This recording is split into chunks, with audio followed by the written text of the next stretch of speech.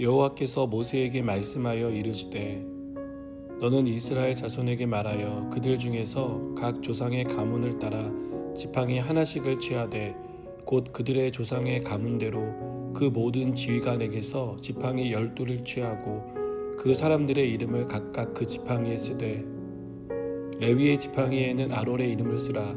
이는 그들의 조상의 가문의 각 수령이 지팡이 하나씩 있어야 할 것임이니라.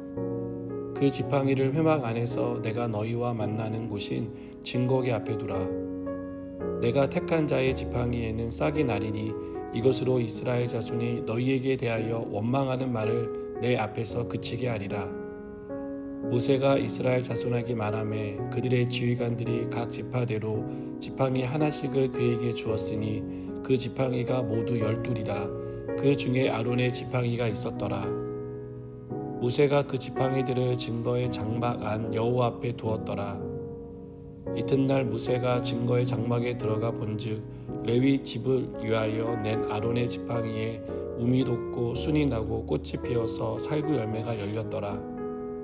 모세가 그 지팡이 전부를 여호와 앞에서 이스라엘 모든 자손에게로 가져오매 그들이 보고 각각 자기 지팡이를 집어들었더라. 여호와께서 또 모세에게 이르시되 아론의 지팡이는 증거계 앞으로 도로 가져다가 거기 간직하여 반역한 자에 대한 표징이 되게 하여 그들로 내게 대한 원망을 그치고 죽지 않게 할지니라. 모세가 꼭 그같이 하되 여호와께서 자기에게 명령하신 대로 하였더라. 이스라엘 자손이 모세에게 말하여 이르되 보소서 우리는 죽게 되었나이다. 망하게 되었나이다. 다 망하게 되었나이다. 가까이 나아가는 자 곧 여호와의 성막에 가까이 나아가는 자마다 다 죽사오니 우리가 다 망하여야 하리이까. 아멘. 고라 무리의 반란 사건은 아론과 그 자손들의 제사장직에 대한 도전에서 비롯되었습니다. 고라 무리는 왜 아론과 아론의 자손들이 제사장직을 독점하냐며 노골적인 불만을 터뜨렸습니다.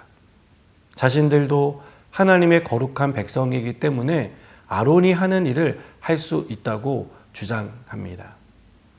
아론과 그 자손들을 제사장으로 세운 분은 하나님입니다. 모세와 아론이 임의대로 결정한 것이 아닙니다. 그럼에도 고라 무리는 이 사실을 인정하지 않고 불만을 터뜨렸습니다.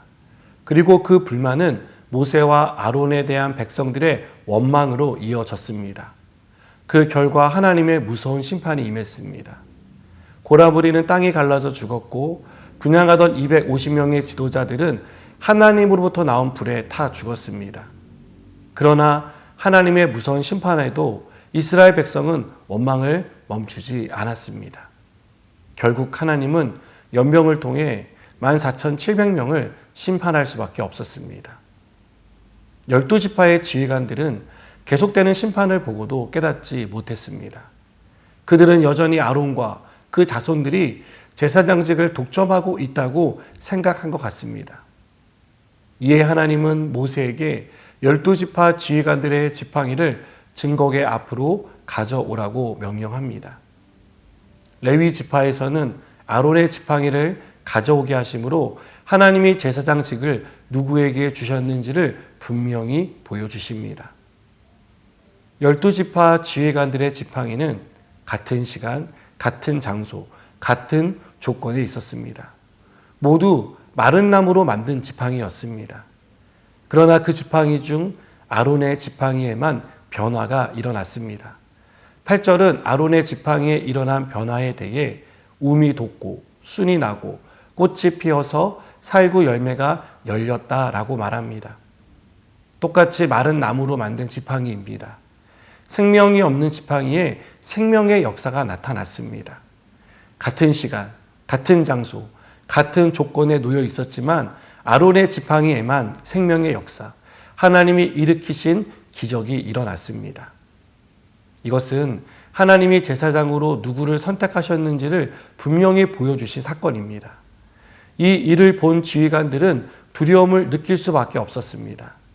자신들이 품은 의심과 원망이 하나님을 반역하는 일이었기 때문입니다. 하나님은 아론의 지팡이를 증거계 앞에 두라고 명령합니다. 이것은 반역한 사람들이 보고 교훈을 얻게 하려는 데 있었습니다. 사실 12지파의 지휘관들은 고라 무리가 심판받는 것을 보고 교훈을 얻어야 했습니다. 그들은 불평과 원망으로 반란을 일으킨 결과가 얼마나 무서운 심판으로 이어졌는지를 보고 깨달았어야 합니다. 하지만 깨닫지 못했습니다.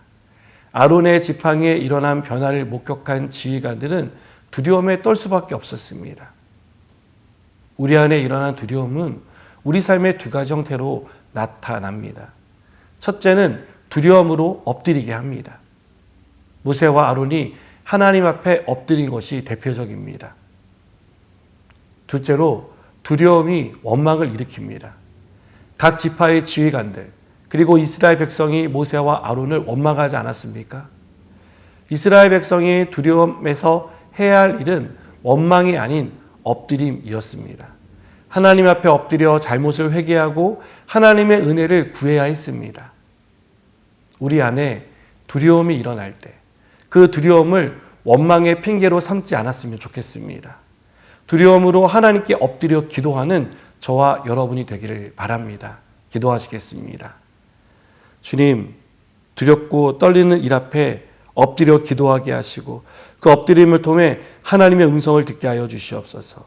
예수님의 이름으로 기도드립니다. 아멘.